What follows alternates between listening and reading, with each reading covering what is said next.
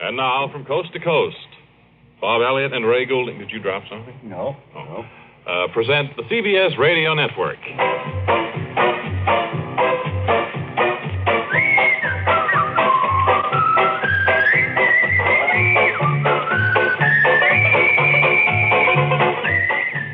Seems like kind of an empty Friday, doesn't it, Ray, with no picnic? It always takes me a few Fridays after the early picnic to get back to normal. That's right.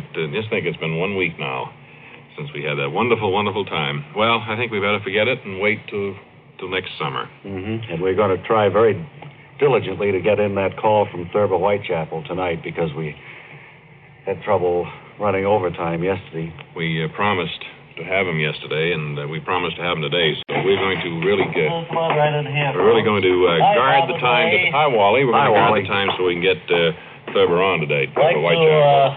to have you meet my family. I brought them in town today, did some shopping. Wonderful, wonderful. My wife, Holla. Hello. And my little boy, Baloo. Well, hi there, little boy, Baloo. Hi. And it's I good don't to see believe you I've again. ever met Holla. Ms. Ballou. Hello. Say a few words, Holla. All right. Hello, Bob and Ray. Certainly nice to have you come and visit our studio here and see your husband at work. And how's your little boy like this? Well, he's very excited. I think it's good. Well, We've been shopping. you've been shopping, little boy, Baloo? Huh? Yeah, have you been to the movies? Don't talk or- too much, little boy.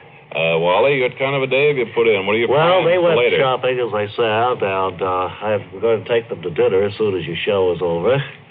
And then we've got tickets to a hit Broadway show production. And then we're going to Wally, did you... take the train back home. mhm. It's a thing I do every year for him, don't I, Holla?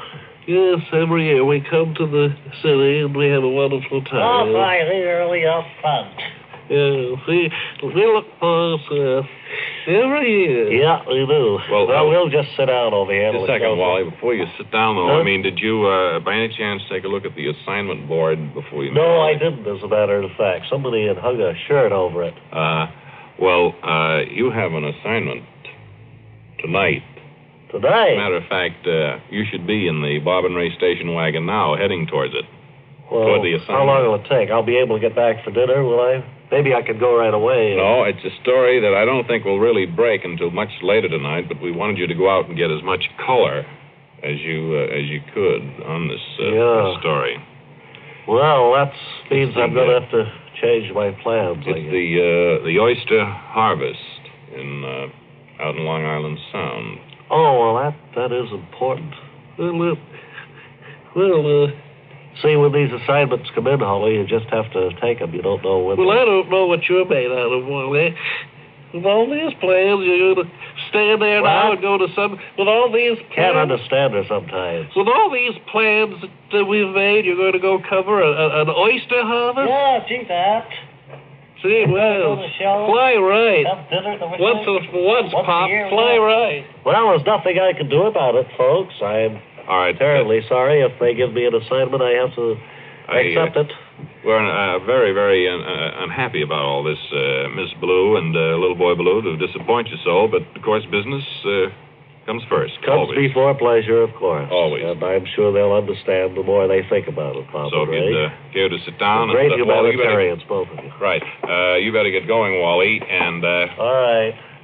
maybe they... Well, you folks will have to get home by yourself. Well, I know where the train goes. Yeah. I'm leaving Bye. now. I'm going out. All right, Little now... boy Baloo went with them, too, huh? Bob, you brought in a machine here on the desk. I have What it is set right here in the desk. This is the Walner Slender Voice. And actually, if you don't mind, I'm going to do a friend of mine a favor. That's okay. Weaver Walner. Do you remember him? Vaguely I went the to name. school with him, and then I met him in the Army. Yeah.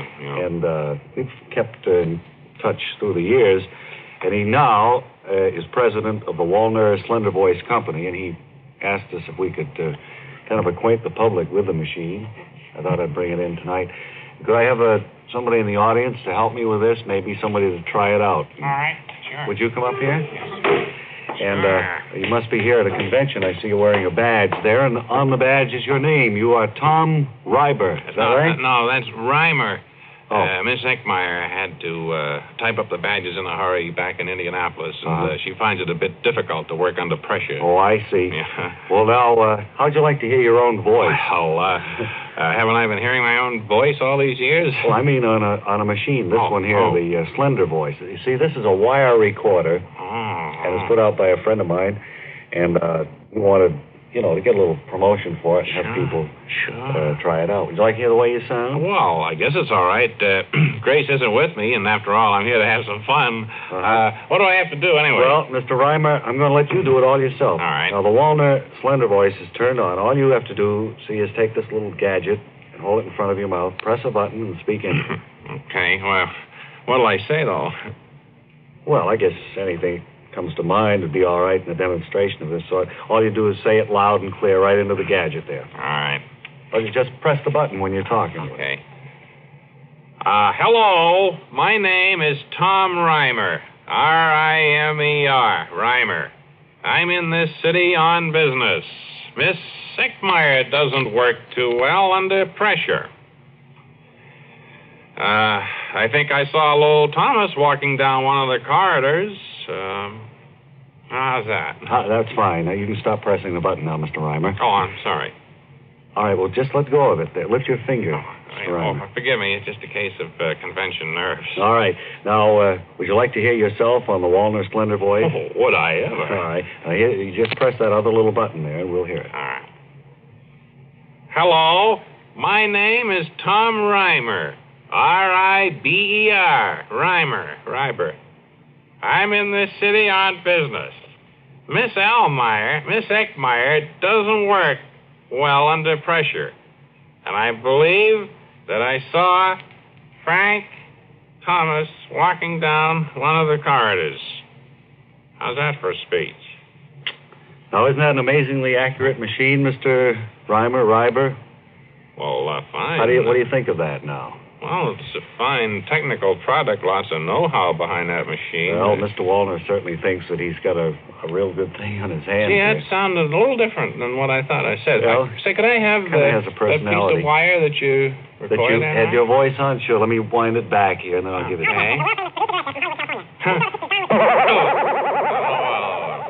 Oh, boy. It's all over the floor. There is one thing a bug they haven't worked out of this yet, that when that does unwind like that, you can't do anything about it. But thanks for helping roll us. it up if you want for the rest of the show, then take it on home. Put it on a little spool there if you have one with you. Yeah, sure. And thanks for taking part in the demonstration. I think you did a great deal of good for our friend, Mr. Reimer. What was his name? Walner was your friend's name, Bob. Oh, yes. Yeah. I hope he was tuned in. Are you all set now? Okay, I think we are, Wes. Here's your mail, Bob and Ray. Thanks very much. Excuse me, it's your mail. Mail just came in. Well, let's see. We'll get with you in just a second. Okay, all right. Some of this mail must be about Smelly Dave. Yeah, here's one that says, Dear Bob and Ray, I think I know where Smelly Dave is at.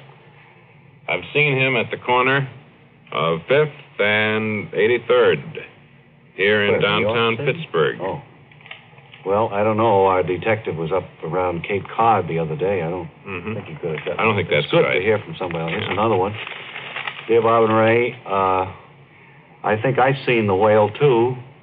And if you'll send me a return self-addressed postcard, I'll tell you where I've seen it.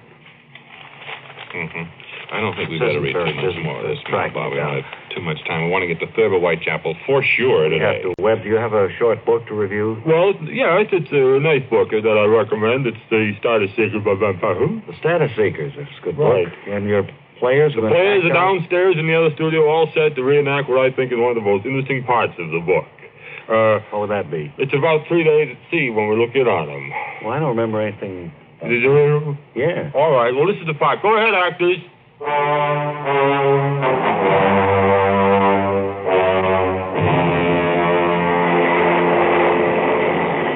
matey. Aye, sir. What brings ye here? To the I captain? was just wondering if you wanted me to climb the rigging, sir. Why, you... Now, get up off of the deck. Keep a civil tongue in ye head when you're talking to the good captain of this tub, you hear? but there seems to be too much billowy canvas up above there. And we're looking like we're running into a storm. I only thought maybe it'd be good if we took some of it in. Why, you... Begging your pardon. Stand up, matey. What be the meaning of this? Well, it's just that storm we're heading for, Captain. The storm we're heading for, you say, matey? Just see those dark clouds over there on the horizon? Why, the good captain can see a storm, matey. What gets the good captain's goat is that the good captain wasn't told to be on the lookout for a storm. Can't you read the weather signs no more, matey? Well, we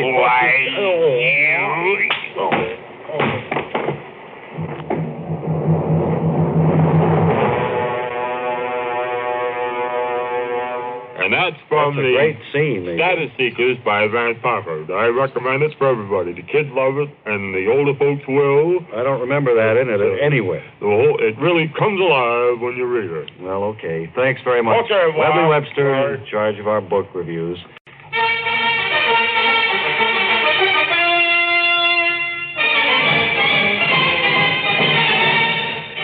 Hello and welcome to Biff Burns' Sports Room. And for you boxing buffs, a real treat this evening. Our guest is the only lady manager in the fight game today, Miss Emma Noonan. Emma, I wonder if you'd just step in here, and I'd like to fire away a few How you doing, Biff, buddy?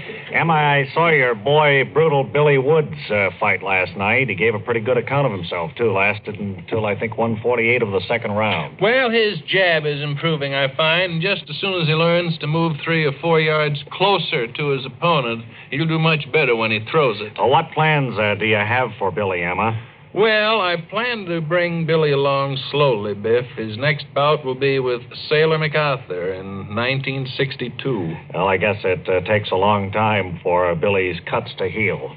Well, yes. You see, Billy cuts easily around the eyes. All it takes is a pair of sunglasses resting on the bridge of his nose. Let's get down to the facts I know the fans are interested in hearing about. Emma, how did you become a prize fight manager? Oh, well, you know the story, Biff. Well, I know, but our listeners may not have heard it, you know. Yeah.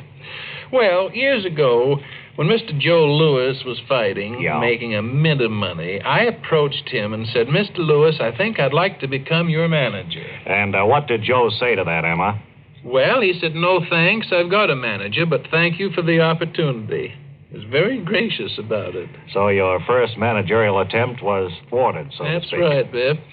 But a prelim boy caught my eye about a year after my business talk with Mr. Lewis. And if my memory serves me correctly, that would be Scraper Bates. He was the boy who fought out of a severe crouch. Yes, it was a severe crouch. I remember. It was almost as though he never bothered to get up after he left the stool when the bell rang. Whatever happened to him, Emma? Well, you see, with his style, the severe crouch, he got kneed in the chin a lot. And, Emma, did you ever come close to managing a real champion?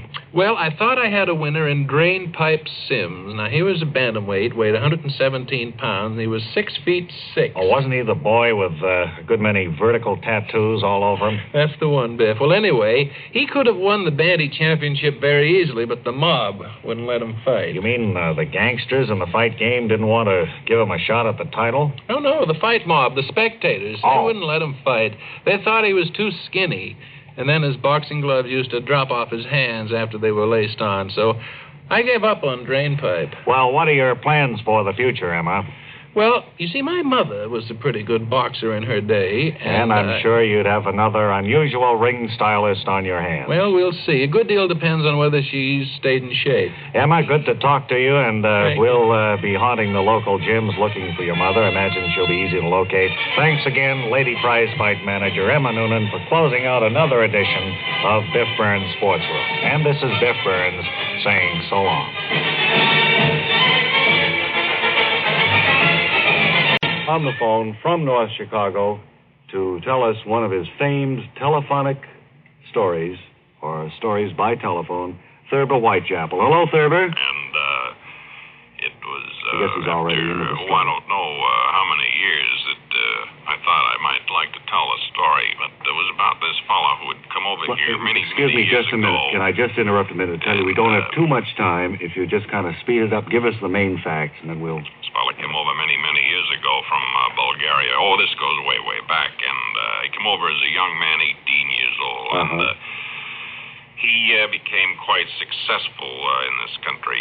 He became a multimillionaire. And when he never married, had no family. So when he reached the age of, I think it was about 73, 74 years old, he was sitting in his wealthy penthouse one night, and he got thinking to himself that he had accomplished practically everything in life, and he really had only one great burning desire, and that was to have one more piece of Bulgarian cream pie. Oh, like he remembered from his childhood, huh? And so he set about liquidating all his property and all his money. He gave it away to charities. He kept just enough money to buy him a fare over to Bulgaria, to get back home, so he could have one more piece of cream pie. Yes. And there was quite a to-do about it in the papers. He had great publicity. I can imagine. Became a big success. Had over Did he get back $5 or $10 million wound up with just the fare. I think less than $500 to get back to the old country. Yes, he's a lot of all. So he got aboard the ship, and he gave away all his clothes and all. He kept just the one suit. Just what he needed. And he got on this ship, and they were due to sail to France. From there, he was going to take a train. Yes, well, you've got to speed up a little bit, Third. To Bulgaria to get the piece of the cream pie that he wanted so much. Well, I can So they were about 5 days at sea when this huge... I'm afraid we're going to...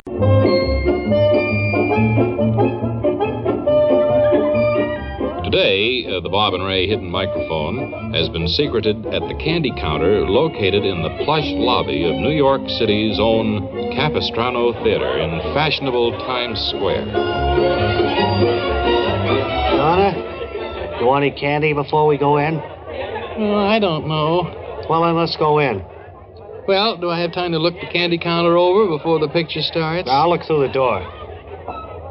Has the picture started, Fred? I don't know. An usher pulled the door closed from the other side just as soon as I opened it. But I heard an upsurge in the music, so it must be close to the end of the first feature. Well, lots of movies have musical upsurges in the middle, Fred. You know that. Come on over here and help me pick out some candy. What kind are you going to get, Donna? Well, I see what I like, but I'm embarrassed. Would you ask the young man behind the counter for some of that?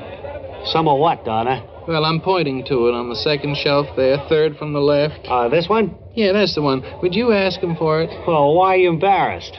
Well, if you must know, Fred, it's because it's got a funny name, and I'm afraid the man behind the counter will laugh at me. Well, what do you care if it's got a funny name? You didn't make it up. Just ask him for it, Fred. Well, I will, but it's kind of foolish. I'm sure he won't laugh at you. Fred, will you please ask him for the candy? All right. Say, can I have a box of... Say, Donna, how do you pronounce the name? Well, walk over here where he can't hear us, and I'll tell you. How do you pronounce it, Donna? Well, Jicker Jubies. Jicker Jubies? That's right. Now, let's go on over the counter, and you ask him for it.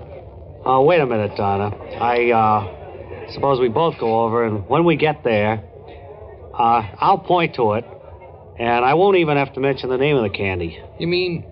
You're afraid he'll laugh, too? Well, it isn't. What I mean is, come on, let's go over there. All right, Fred. Say, Yeah? can I have a box of what I'm pointing to? Well, I can't see nothing from back here. Name it, and I'll give it to you, that's all. Well, it's in a box, and it's colored blue, light green. And Fred, ask him for it. And it's there's a picture of one of them, or whatever it is in the box, you know, a picture of one of them on it. Come on, Mac. What is it you want?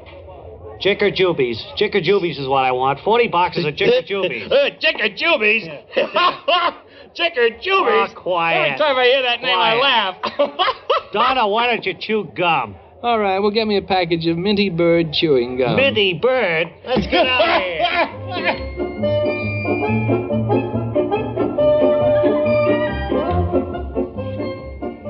Thank you, audience.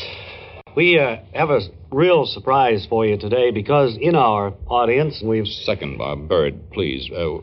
Is the great bird Take him causing over trouble? The other side of the studio, yes. Well, All right. It bothers me just a little bit. Just before we went on the air, we spotted one of this country's most popular ballad singers, star of his own television show, and more recently author of a best-selling book of advice to teenagers. Step right up here, Pat Broom. How are you, Pat? Pat, I'd like to say I've never seen you looking more relaxed, casual, wearing that, what do you call that? Sweater coveralls. Kind of a long sweater with cutouts for the legs. Uh-huh. It's an idea from one of my fan clubs. Swell, isn't it? Certainly is, Pat. Pat, did you want to mention your new... My new album, it's called A Clean Sweep by Broom, and it features songs to listen to while cleaning the house. You know, I hear it sold 6 million copies the first day it was out. That's right, Pops. The fact that the album isn't moving too well doesn't bother me, though. July is a notoriously slow month for records. You know? Pat, who's your... Okay, kids, all right. Pat, who's your summer replacement on your TV show? Singing group, Dad. The 4-7 of Clubs. Are they good, Pat? Well, my voice is dubbed in over everything they sing on the show, so I'd have to say the boys are pretty good. Well, in addition to wanting to please all of our gang here, I had another reason for asking you up here. Your book on advice to teenagers. Oh, Teen Scene? Teen Scene, yeah. That's been out, I see you got it. It's been out a month, and 12 million copies have been sold. Well, you know, it came out in June, and that's the time most people start thinking about their vacations, so the fact that sales are a little slow doesn't necessarily... Well, no, what I wanted to ask you was this. Aren't you a little young to be giving advice to teenagers? Well, I'm about as old as I can get at the moment. You can't push a thing like age. You know? I know, but what advice could you, barely out of your teens yourself, give to the modern teenager? Plenty, Mr. Elliott. Have you read the first chapter in my book, Neatness in the Teenager? No, I haven't. Well, it teaches teenagers how to keep records free of dust and lint, so they can get a real fine sound from their phonographs. It's good advice, isn't it? Well, I suppose so, Pat, yeah. And, thanks, gang. And then there's a chapter on over-anxiousness in the teenager. Well, what material does that cover, Pat? Well, like sometimes local record shops are in short supply of my albums. Well, I just tell the kids not to get over-anxious. The album will be there sooner or later. Well, that seems like good advice, too. Do you have a chapter on when teenagers should start holding hands? Well, I do, Mr. Elliott, and I'm quite serious about this. They can start holding hands anytime they want. It's just as long as they're not holding hands while they're in a record shop. Well, I guess it's difficult for kids to shell out while they're holding hands. Pat, I see I was wrong. Anyone popular enough to command a TV audience of 70 million people... Well, I got 70 million viewers for the first 5 minutes of the show, and there's a reason for that. You see, when I first come on, people are tired and cranky, and I just... Well, thank you very much, Pat Broom, and thank you, gang. Thank you. Thanks. Giving him such a warm welcome. I'm going back and sit down, all right? Good. Right through this door is the hallway which leads to the Bob and Ray cafeteria here at the CBS. And we're going in there now to talk to Mr. Lloyd Fenton, who is in charge of the waiting school. As I understand it, Mr. Fenton, could we... Mr. Fenton? Oh, Mr. Fenton. Yes? We thought maybe you could tell us a little bit about what's going on in here today. Well, I'm glad you could make it over here, Bob. I wanted you to see the unique operation that we've got going here. I might say it looks just about like a restaurant, even to the people seated at the tables down there. Those patrons are volunteer students. We feel that a would-be waiter can learn quite a bit just being waited on by the other student waiters. I see a student waiter approaching a table now, Mr. Fenton. Is he being observed by a member of the faculty here? Yes, our master is in the observation room. Oh, yes, looks like a client. He's our chief waiter. Yeah? Watching the students on closed-circuit television. How would you rate the student who's now carrying that tray to the table? Well, his trade technique is poor. He's carrying it in front of him with both hands supporting it. We call it the gold bullion carry around here. It's a common mistake a lot of new waiters make. The only way he can get the tray onto the table is to give it a knee up and... Oh, yes. He's dropped it there now, I guess. Now, that student pushing the pastry cart over to table 4 might interest you, Bob. Seems to be pushing the pastry cart very nicely as far as I can see, but I'm an amateur, of course. He's pushing it all right, but the patrons at table 4 haven't ordered anything yet, so the pastry cart's a little premature. Yes. Now, watch the patrons at the table. He's going to, Bob. You watch. They just shoved him away there, Mr. Fenton. That's right. Now, that's what would happen at an average restaurant. The wrong move on his part seems to have precipitated a good deal more action. Who's the florid-faced man rushing to the table? He's another student, learning the managerial end of things. Look at him bowing and scraping to the patrons at the table because of the pastry cart man's mistake. Well, now he's seating himself at the table and apologizing. Is he supposed to go that far, really? Well, no, he won't last out the semester. You should have seen the way he entangled a number of our students in the plush rope in restaurant entrance technique. That's an entrance technique. That's a little known side of this type of business. I noticed the party at table 12 making ready to leave there. Yes. And there's their student waiter at the far end of the room waiting for them to leave, you see. He's about ready to leap, if I'm not mistaken, is he? Yeah. Oh, yeah. Well, he went for the tip a little too soon. Well, can something like that be corrected if caught early enough in a student? Yes, we can put hobbles around his feet, and he'll soon find himself acting with more reserve and restraint. Well, this certainly is an interesting demonstration. Well, I'm glad you could come over, Bob, and see just what we're trying to do over here. I wonder if we could have an idea of what the Bob and Ray cafeteria will be serving for tonight's main meal. Tonight's main meal is lamb stew. And pecan pie. That sounds good, and that will be offered. Mashed potatoes on the side. Offered at a price of $7.30, including your free liquid, coffee, milk, tea, or whatever. $7.35 is today's special dinner in the Bob and Ray cafeteria. Thank you very much, Mr. Fenton. Well, thank you very much, Bob, for coming over. Before we go, we'd like to remind you that on this day in 1907, in Chickenfoot, South Carolina, a man by the name of Luther Bannerman was born.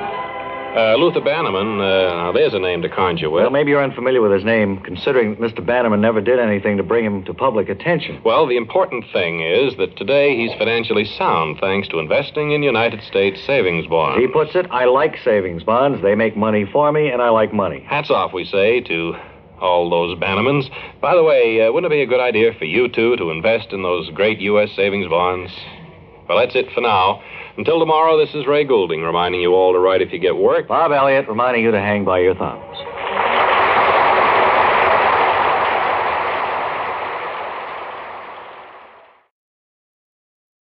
Jack Headstrong. Jack Headstrong. Jack Headstrong. Jack Headstrong. Jack Headstrong. Jack Headstrong. Jack Headstrong. Jack Headstrong. All American American.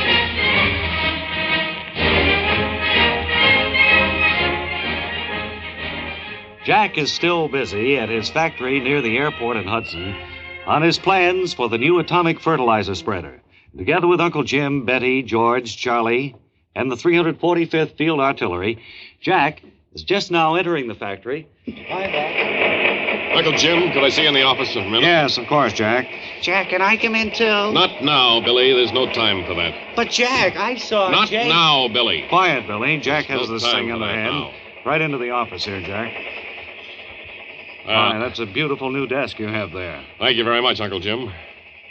Now, it's... Jack, your plane, it's taking off.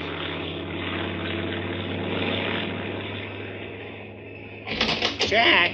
Quiet, Billy. There's Quiet, no Billy. time for that now. Jack's plane has just taken off. My know plans. that. My plans, Uncle Jim. They were here on the desk. Yes, they were right here on the They're top. here in this manila folder. Yes. They're gone. You mean they've been stolen, Jack?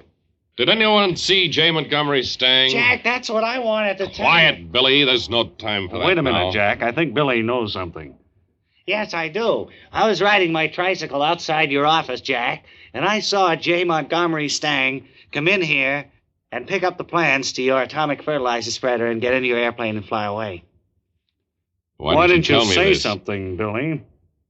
Oh, gee Can't get your whiz. tongue, Billy. I try to tell you when you I can't. have you around here on the tricycle so you can keep your eyes open. You're supposed to be the watchman here, Billy. Now, with the plans for the atomic fertilizer spreader being flown to an unfriendly country, I don't know what we're in for.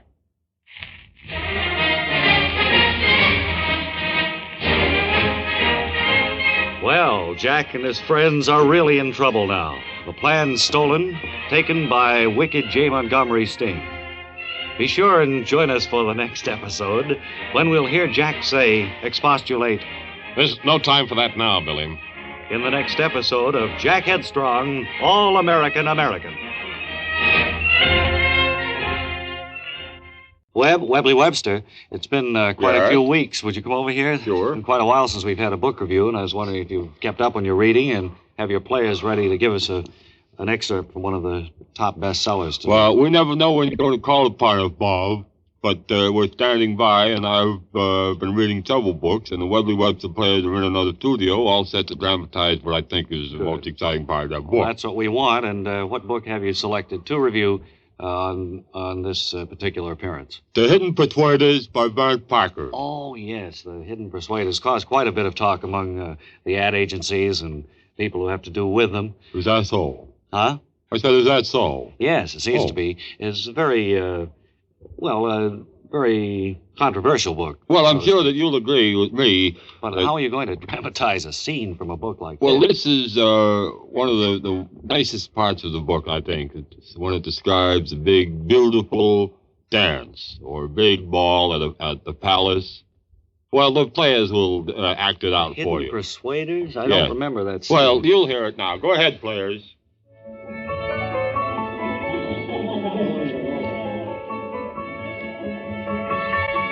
Sir? Yes, Lord Fotheringill, you called me aside? Yes. Don't alarm the ladies, but our regiment has been called up. You mean? Yes. It's war. That's right. We're to meet down at the corner. But let the ladies dance on. No need of disturbing them now. Yes, I'll leave by the back passage. You mean? I thought that was the most exciting part of the Hidden Persuaders by Vance Parker. Oh, Webb, you're getting further and further off the track with every one of these, I think. I recommend it for everybody, from kids to our senior citizens. Well, okay, It's a wonderful, enjoyable book. That's the book review for today, then. Webley Webster saying it. So long, everybody.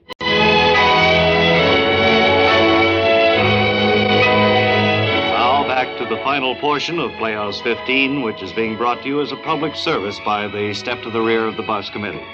Here once again is our special guest star, Ronald Dibby. Thank you. And now to the moving climax of tonight's romantic drama, Two for the Maypole, starring Gladys Fondue and Buster Swain. All right, Helen, marry Alfred and see how you like being the wife of a dull but crooked accountant after our gay life together. What's so exciting about you, a barber?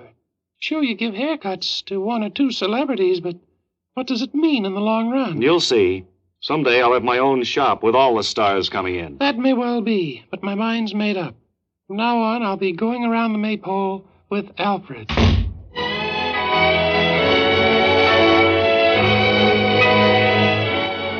Here again is our special guest, Ronald Dibby, to tell you about next week's Playhouse 15 presentation. Next week, I will star in an adaptation of the Bates Finkel novel Count 10 and Charge, entitled The Chicken-Hearted. Along with me, it will feature Sybil Spicer as Maud, Teddy Van Trumbull as Vern, Fentress Tusser as Lefty, and myself as Doug, the hard-bitten foreman. Here's a few sample scenes from The Chicken-Hearted. That's all well and good, Doug. But remember, I can only do so much for you on this. The rest is up to you. I've stuck with you through thick and thin even when I knew you were dead. Wrong, but I can't go on kidding. Myself, you're no good. It's no problem at all. Just let me know where he's staying, and I'll see that he's taken care of with interest. And, oh, yeah, I like to get paid in advance on this type of work. If I get the kind of cooperation that you've promised me, we'll have a football team that will be the envy of every college in the country. Tell that to the board. There are still 6 days of rehearsals left, so tune in next week when Playhouse 15 presents The Chicken-Hearted, starring Ronald Dibby. Until then, goodbye. Well, the telephone light is blinking here, which must mean that Gabe Preston, our Bob and Ray Washington correspondent, is on the other end of the line, standing by with news from our nation's capital. And hello, Gabe. Hello there. All right, we're ready to tape your news for broadcast at a later time today. If you've got your material there, I'll get the tape set. All right, Bob, give me 10 seconds here, will you? I'll line up the thing. Right. Is the tape running at all? Yeah, well, anytime you're ready, we'll... I'm all set now. Okay. I won't give you an introduction. Oh, you can put the introduction in later. Yeah. I'll just, go ahead. It's only a couple of minutes. All right, go ahead. Well, it's let's a good rolling now. story. It's a good Okay. story. Wait just a minute, Gabe. Something wrong with the line. Would you start over again? All right. I got the tape going now. This is Gabe Preston in Washington, D.C. A few moments ago... Wait a minute, I'm sorry. I spoke over you, I think. Oh, all right. I'll start again. Right. Hello, everybody. This is Gabe Preston in Washington, D.C. Gabe. Hello? Excuse me. Can you hear any static or something on the line there? Oh, it's leaving here okay. It just seems to be a little foggy while we're getting it. No, I don't notice it. All right. Well, would you start just once more, please? Right. And hurry up because our time is running short. Anytime? Yeah. This is Gabe Preston in Washington, D.C. Just a few moments ago, a very important story. No, you made a mistake there, Gabe, I think. I tell you, the quality is so bad, I think we'll have to do this a little bit later, huh? Look, why don't I send this up, mail? Why don't you put it in a letter? Yeah, and you could use it tomorrow. Okay, so if it's okay. worth Right. reading. And so, right now, back inside.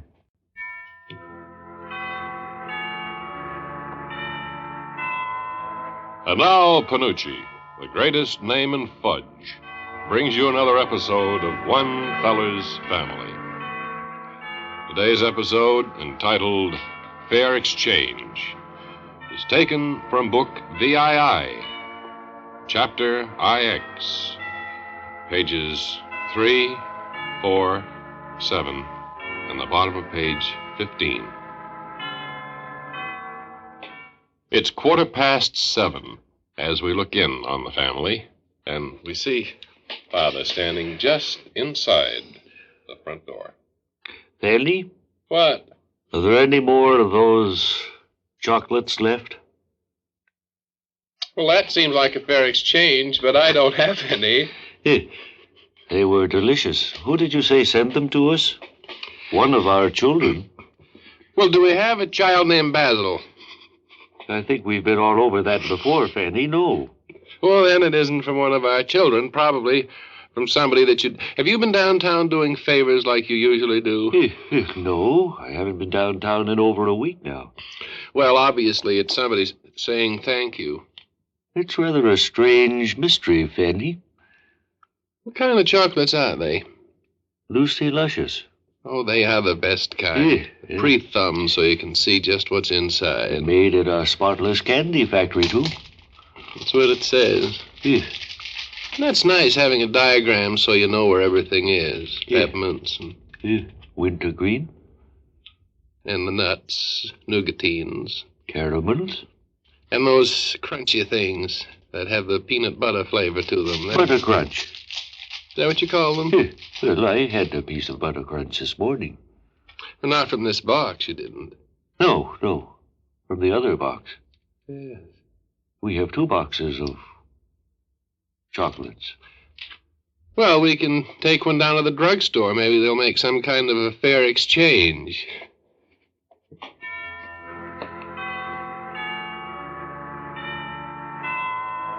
Didn't make much sense to You've been listening to One Feller's Family, brought to you by Panucci, the greatest name in fudge. And we're going to hear from the Panucci folks over that episode. I read over the script 3 times before rehearsal. They don't want you mentioning other candy. That's all there is to it. You should mention Panucci, not all those other chocolates, you fish head. They approved the script. Well, I'm the announcer on here. I don't want to lose this plum just before my vacation. Anyway, this episode was entitled Fair Exchange, and it was taken from book VII, chapter IX, pages 3, 4, 7, and the bottom of page 15. One Feller's Family is written and produced by T. Wilson Messy. This is a Messy production. Here once again is our lovely song-saying lady, Natalie Attired, greeting us as always on This day with Hello, everybody. unusual song to How do you sing. like my purple dress? It's very pretty. What shade of purple do you call that, actually? Orchid, I suppose. Mhm. Purple. Is Eddie all set with your... How do you like his arrangement? purple suit? I like the shoes, too. Yeah, They're suede or something, I think. yeah. Eddie, your stockings are slipping. I'm not wearing any. Oh, all right. What are we going to have today? Today, we're going to have The Trouble with Harry. Hey, that's an unusual one. Yes. Would you like to hear it now? Do you want me to give you the beat that we rehearsed on this? Yes. Come on, Eddie. Let's hear the big beat and let's Okay, go. Go.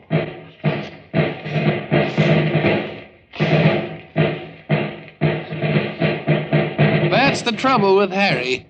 That's the trouble, 'cause Harry plays this tune. And plays this tune and plays this tune. Nobody ever could carry. Here it comes again, look out. That's the trouble with Harry.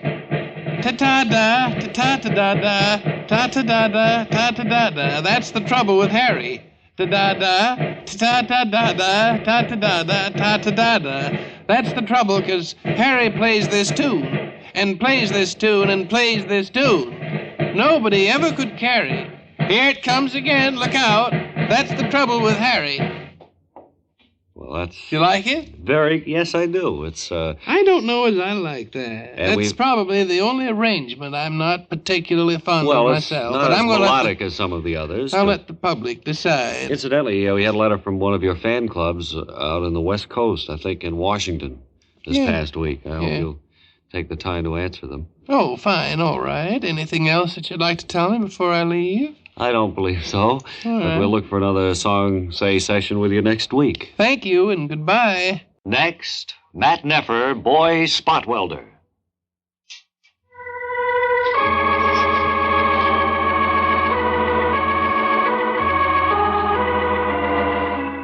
Time for a continuation on the air of the all-time bestseller, Matt Neffer, Boy Spot Welding King of the World. Today, Matt and his friend Todd are acting as hosts to Matt's grandfather, who arrived in town just last night. It's nearly noon in the living room of Matt's home now. Todd, have you ever met my grandfather? No, I don't believe I have, Matt. This is my paternal grandfather. How do you do, sir? How do you do, Sonny? He's an old Kaffir, Todd, and he's down visiting me for 2 weeks. Out here in the laundry room. He's out in the laundry room, Todd. I see you take after your grandfather, Matt. Yes, I believe I do. There's a striking resemblance, so I'm told, at any rate. Sonny, have you noticed the windows in the house next door? We've been through all that, Gramps. I don't think that there's any need for us to check those anymore. They do look odd, granted, but we've checked into it, Todd and I, and we know for sure now that... I'm out here, Sonny, by the rabbit hutch. Out by the rabbit hutch, Todd. He is a keen old gentleman. That's one thing about him, Todd. He's as sharp today as he ever was. But noticing the house next door, it's just unbelievable that he's only been here Gramps? a few hours and... Oh, Where Gramps, is it, Sonny? there's the neighbor's dog. I hope they keep him on a strong chain. He looks mean to me. He is a mean dog, Todd. Gramps was noticing that just this morning. Gramps, how did you arrive here? I'm upstairs now, Oh. Sonny. In the house and upstairs. Shall I come along too, Matt, or stay Yes, here by please the do. rabbit hutch? No, please do, Todd. Did you notice this lampshade, Matt? Which one are you looking at? This one here with something growing on it. Hello. I'd call a veterinarian if I were you, Sonny. But, Gramps, why a veterinarian? I don't know, it just seemed like a good idea. Matt, where'd he go? He was here just a moment ago. Matt, Yes, where are you? over at the veterinarian's.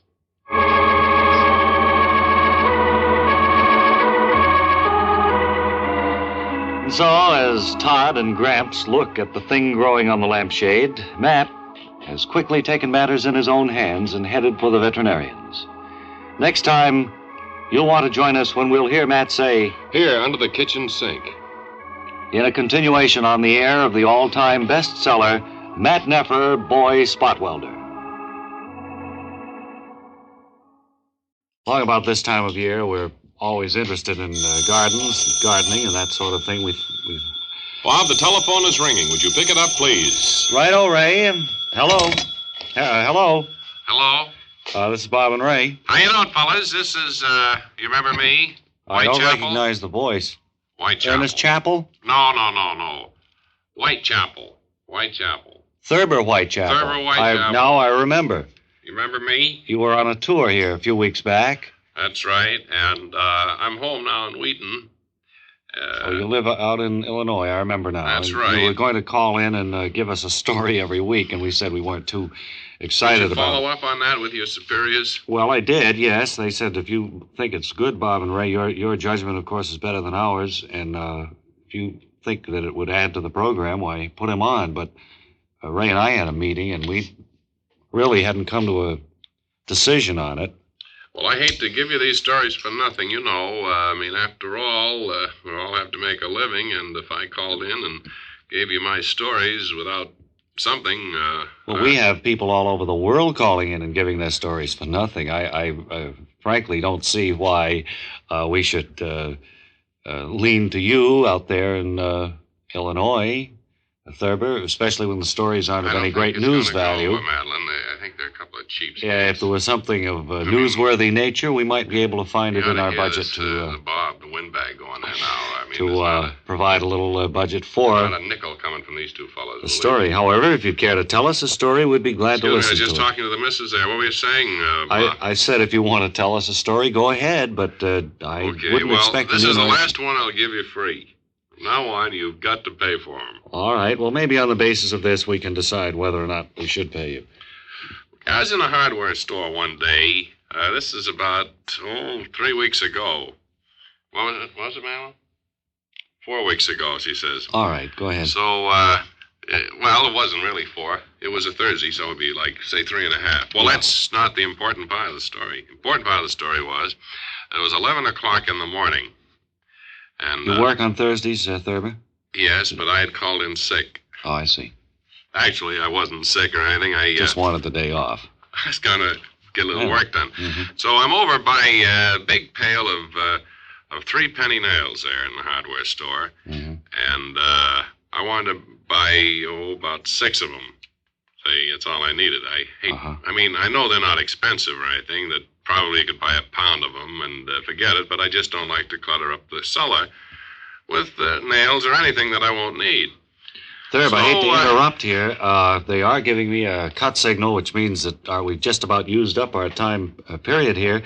If you'd care to hang on or call back a little bit later, maybe we can continue this free story and see whether it's worthy of payment in the future. See, I want to thank you, though, your secretary who answered the phone and okayed this collect call. I don't think we had any arrangement of that sort, like that. But I'll check on it. And thank you anyway. And so long as you are paying for the call, I'll hang on. And anytime you want to talk to me again, I'll be right here. Okay. We'll get back to you as soon as we can. Okay, Bobby.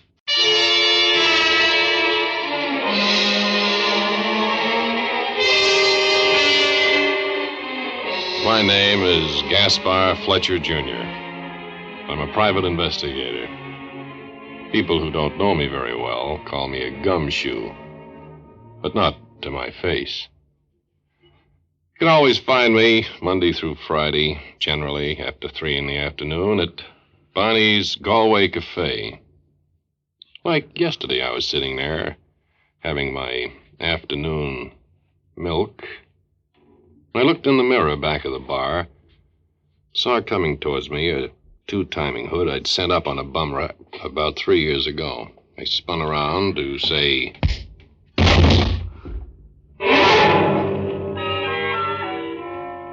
About 5 minutes later, I came to.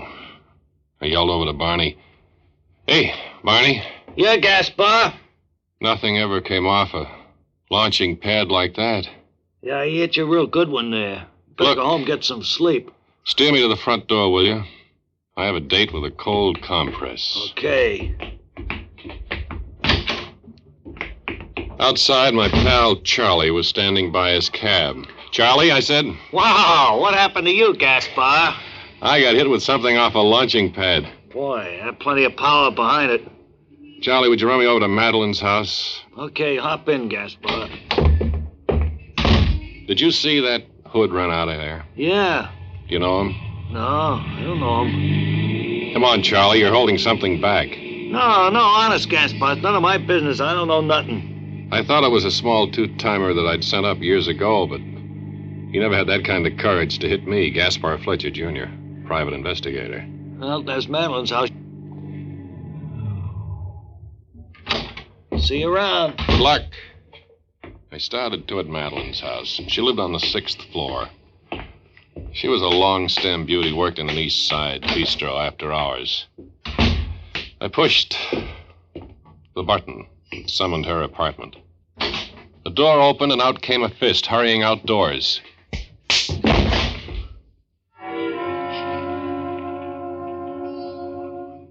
Okay, come on, buddy. You can't sleep there. Get out. I looked up. It was the superintendent of a building, another small-time hood I'd sent up 3 or 4 years ago. Only this time he was carrying a coal shovel. He let me have it good.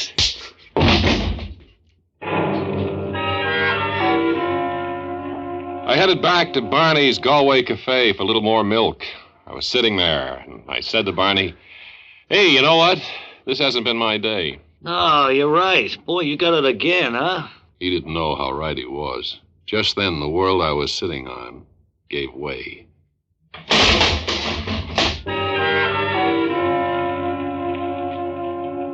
So I made my way back to my apartment, decided this was not the day for me.